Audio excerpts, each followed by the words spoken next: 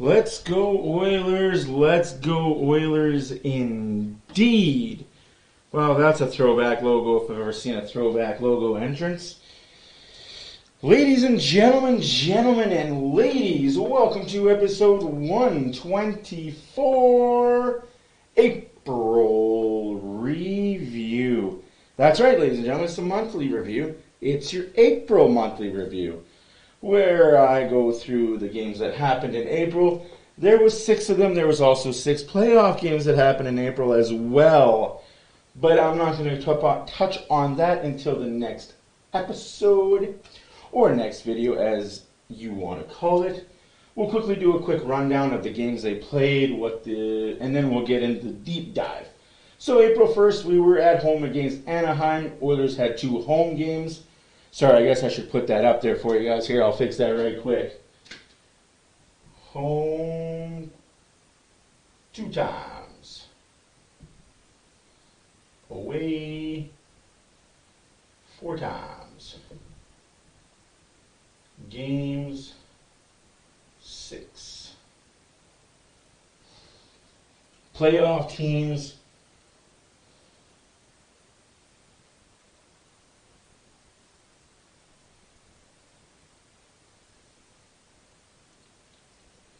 Two. Pretty simple. We played 2 teams that were in the playoffs at the time. We had 2 home games, 4 away games, a back-to-back thrown in. It was fun. Right, guys? It was fun. So April 1st, we were against Anaheim. 6-0 victory. Campbell was in net. Good way for him to start the month. We then went to LA for game 1 of our 4-game road trip. We went into LA and won 3-1. Matchup preview for the playoffs? Possibly. Game 5 against Anaheim. Again, this time we are in Anaheim in the Duck Pond the next night. We got the 3-1 victory over Anaheim. We move on to April 8th against San Jose. We got a 6-1 victory in San Jose. Yes, I know we got the victories. We're playing La Bamba, La Bamba, La Bamba, La Bamba, La Bamba, La Bamba.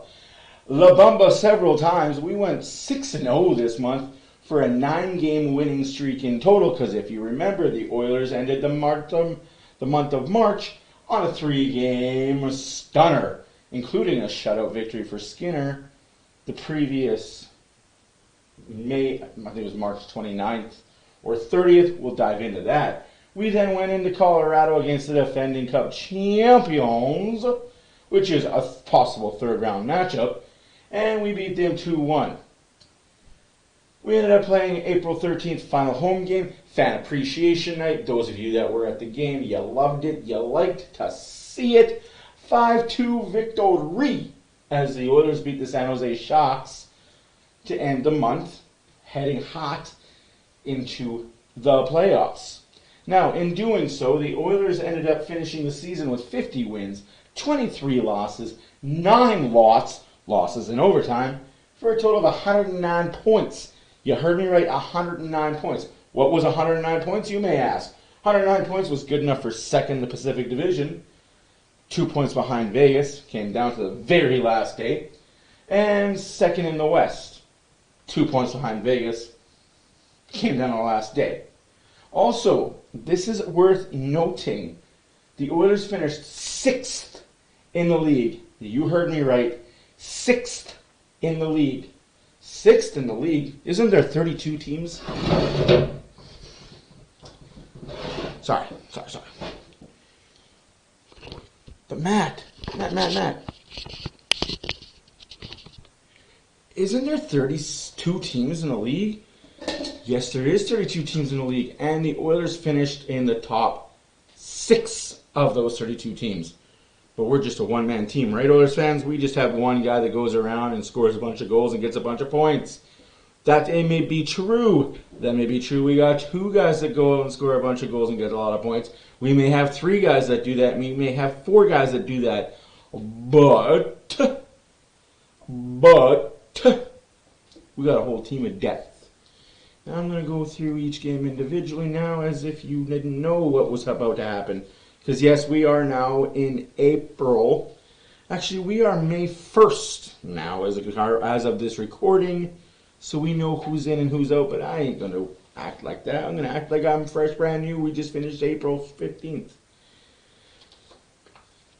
Like I said, April 28th in March 28th in Vegas, Skinner was in net, got the victory.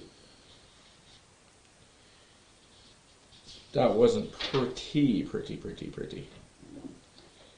Jesus. Oh, I'm missing some pages. Apparently, we did get a shutout victory March 28th, I want to say. If my math is correct and I'm not dirt. It's been a long month, people. It really has. Excusez-moi, s'il vous plaît.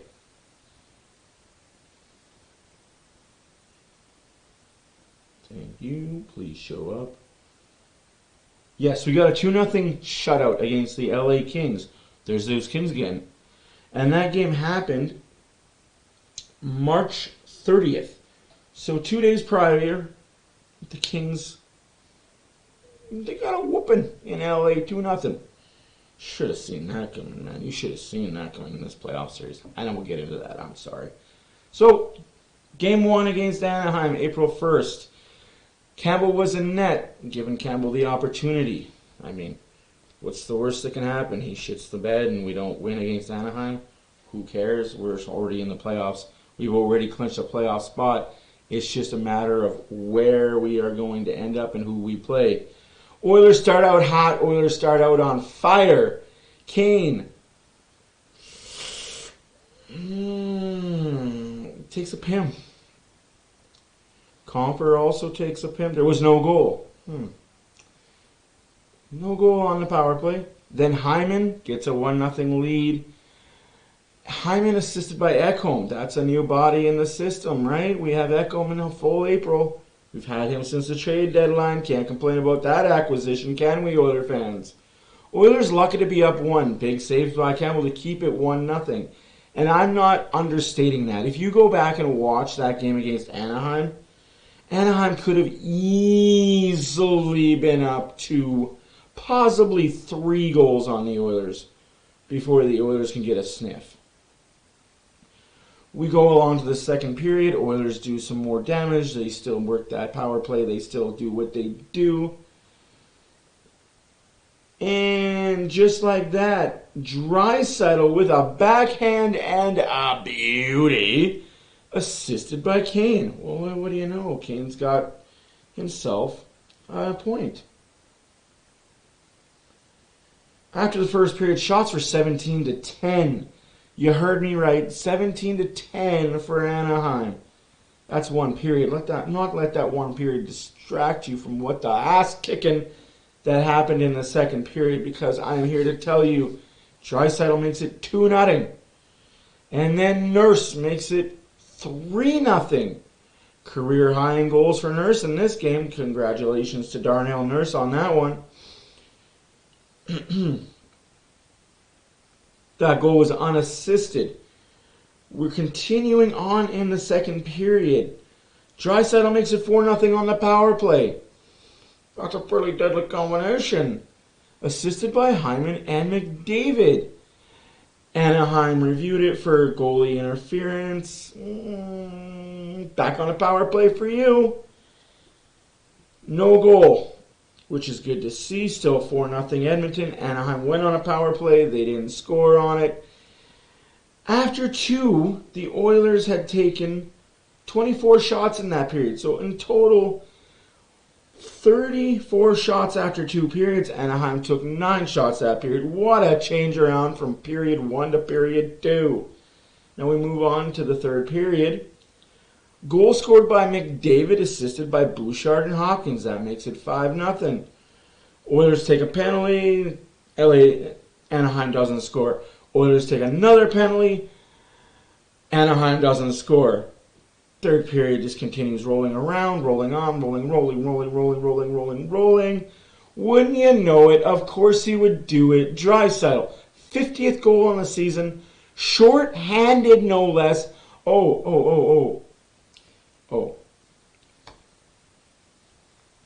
shorthanded hat trick.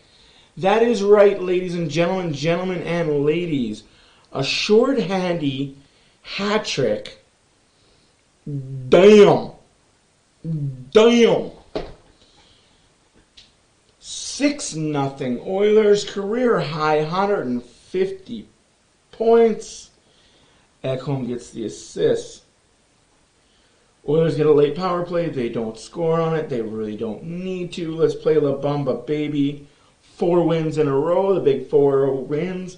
Campbell gets his first shutout as an Oiler. They should have done that, right? Draisaitl scores career high 150 points. Nurse gets career high 11 goals. Shots at the end of it all was 45 for the Oilers, 36 for Anaheim. Power plays 1 for 3 for the Oilers, 0 for 3 for Anaheim. That's game 1 of April in the books. There's only 5 more to go. Let's keep her moving. April 4th at LA. Possible first round matchup. Right now we don't know because we're still in the first wild card spot at this point. So we don't know what's happening. We put Skinner in net. The Kings are 45, 22, and 10 at this point. They have solidified themselves a playoff spot as well. It's just that they're in second place in the Pacific, and we're in third and wild card. We're flippy-floppy. Oilers get a PIM to start. Never a good thing when you start off on a PK, but against LA, we know why, don't we? So we move on. Then the Oilers get a penalty power play for their own. And this is the part that I was concerned about this game. You guys may not remember, but the Oilers went 14 minutes. 14 minutes, guys, without a shot. I don't know.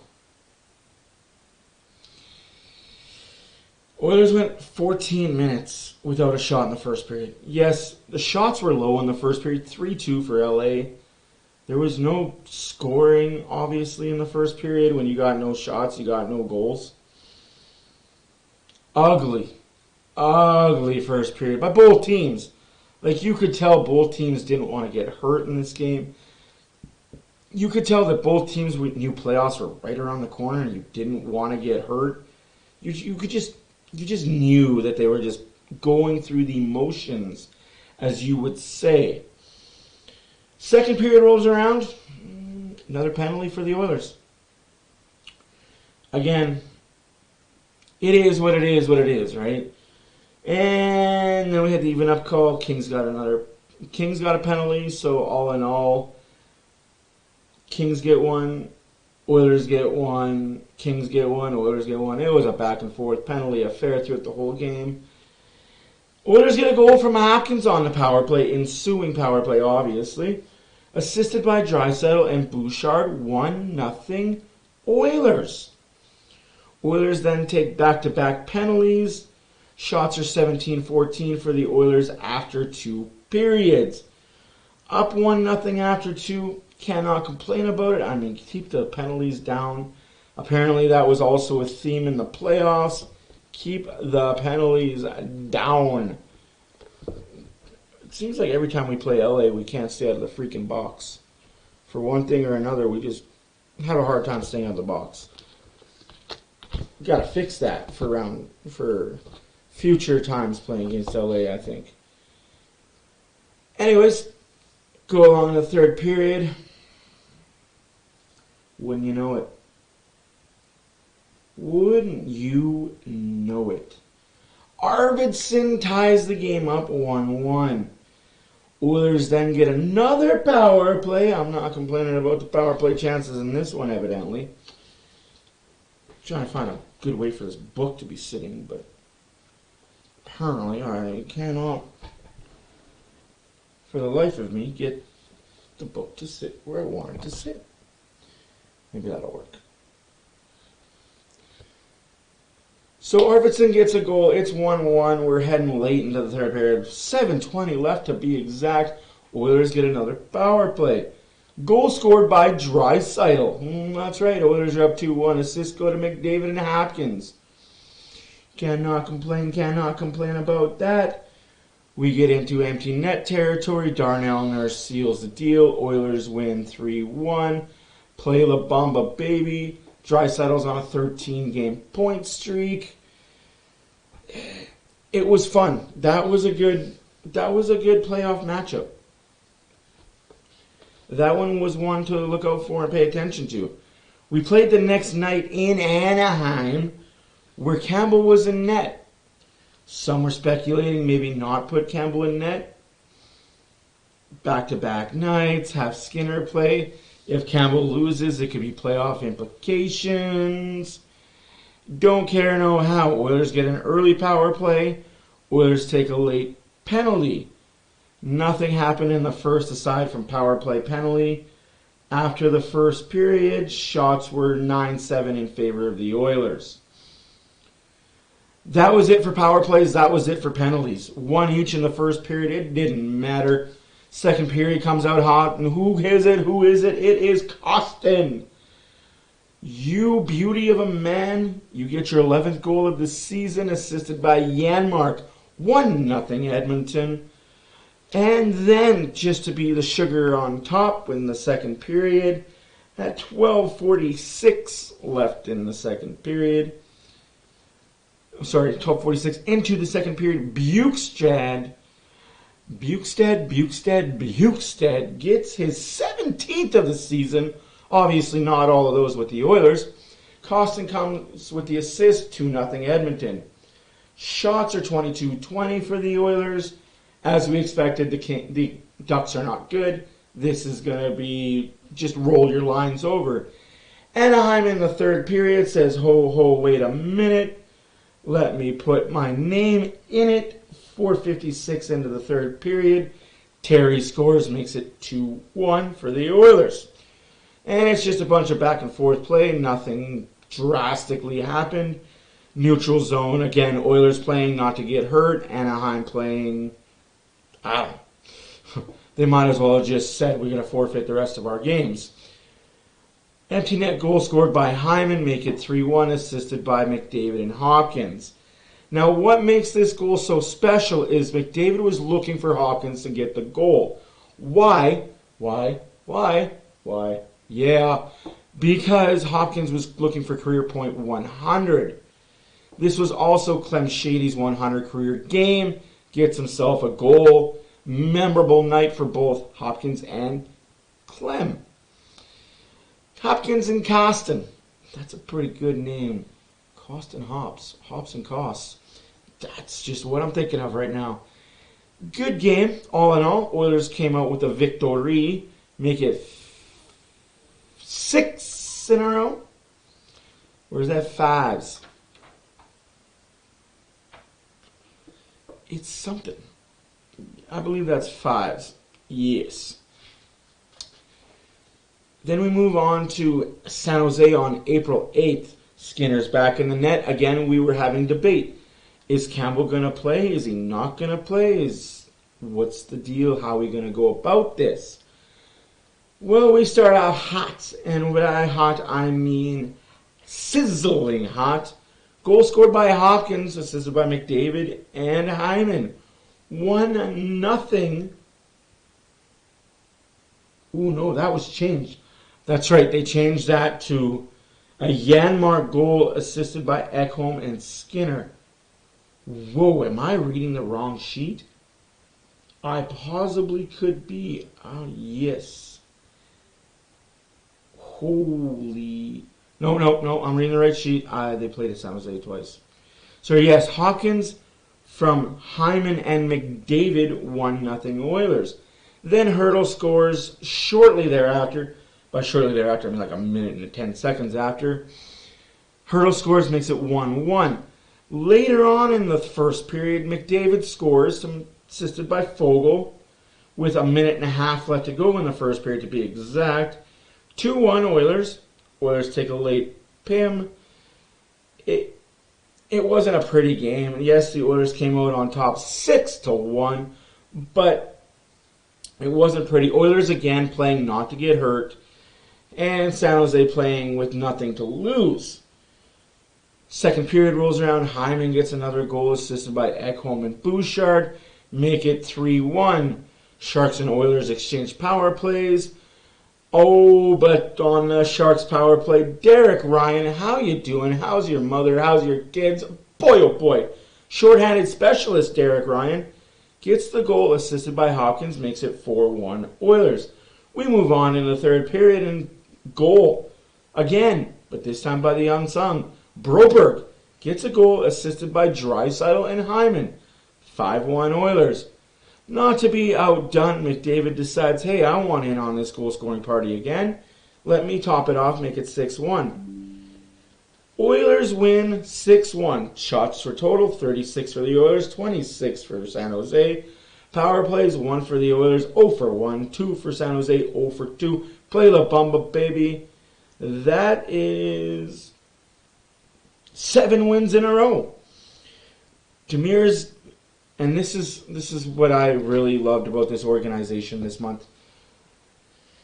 Demers used to play for San Jose. He was drafted by them. He was playing games 700. The Oilers didn't have to put him in. He could have sat at 699 and retired and fitted into the sunset, and nobody would have known. The Oilers knew, the organization put him in.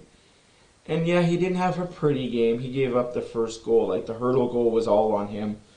But game 700, Oilers did it right. It's just what I've come to love about this team is they do things right. McDavid hit .150. Ryan got a 2-point night. Ekholm was a +6 on the night. Let me just let that marinate a little bit. Ekholm was a +6. Oilers scored 6 goals. He was becoming the person we needed more than we thought we did. Not all heroes wear capes, folks. But then we move on to probably our stiffest competition of the month. April 11th against the Colorado Avalanche. Possible third-round matchup, you say. Spicy little meatball there. And we have Skinner in net. We got a lot of Skinner in net this month, which is good to see. Like, this just solidified that we had a starting goalie. First goal, Colorado. Mayers. I mean, it wasn't Mayers that scored it. Bukestad scored on himself. But I'm not mad about it, because Bukestad was playing defense.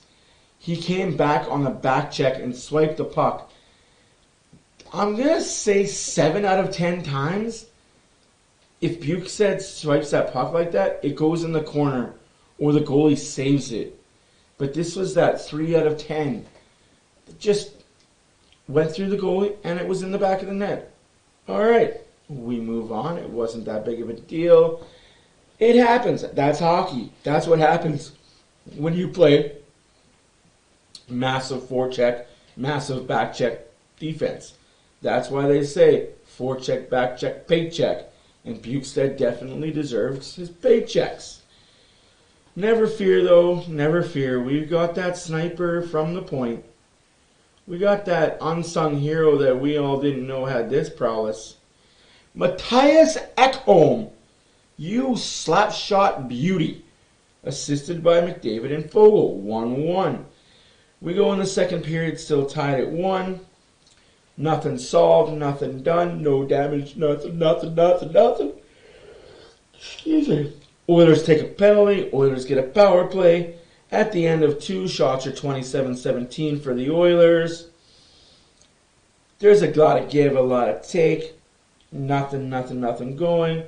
As well as the third period, moving along. Nothing happened in the third period. Bunch of penalties for the Oilers. Nothing really to talk about. And then overtime. Boy, if you ever wanted a power play called, that would be the time to get a power play called against Colorado. Bouchard gets the power play goal, assisted by McDavid and Draisaitl. Make that 2-1. And make that 8. 8 wins in a row. Nugent game 800.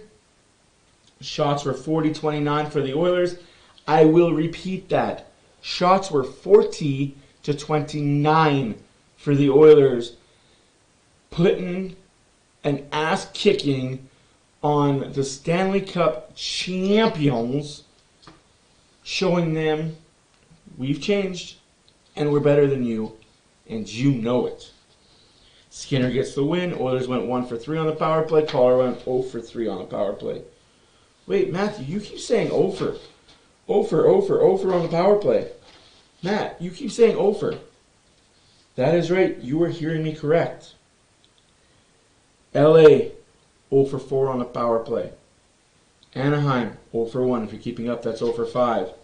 San Jose, 0 for 2. Now we're 7 for 7 on the kills. Add 3 more, 10 for 10 on the kills. Not too shabby PK rate. 100%. And we move on to the 13th, April 13th, the 6th and final game of the season.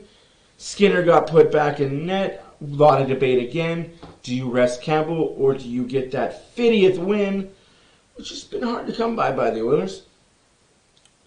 I think if the Oilers weren't pushing for first place, it would have been an easy decision to put Campbell in.